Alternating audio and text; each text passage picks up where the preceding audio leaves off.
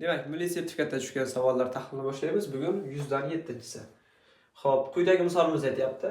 Agar mana shu funksiya mana shu ko'rinishda bo'lsa, bizdan bu funksiyaga teskari bo'lgan funksiyaga 2 qo'yilganda qiymatini topib ber deyapti. Nima ish qilamiz? Juda bir mashhur formuladan foydalanamiz.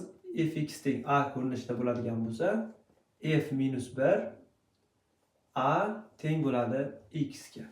Demak, mana shundan foydalansak nima ro'y beradi?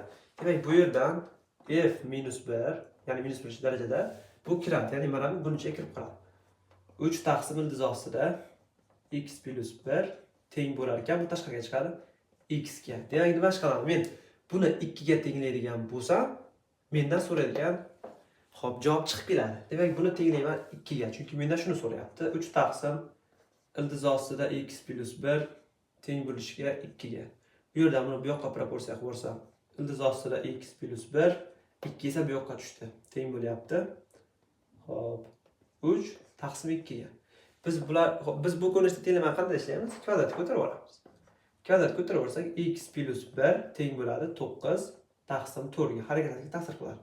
Bu yerdan x teng bo'ladi 9 taqsim 4 minus 1 da men minus 4 taqsim 4 qilib o'tkazdirdim. Demak, bu savolning javobi teng bo'lar ekan.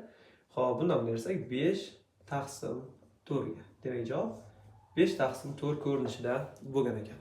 Mana shu formula daftarchangizga yozib qo'ying.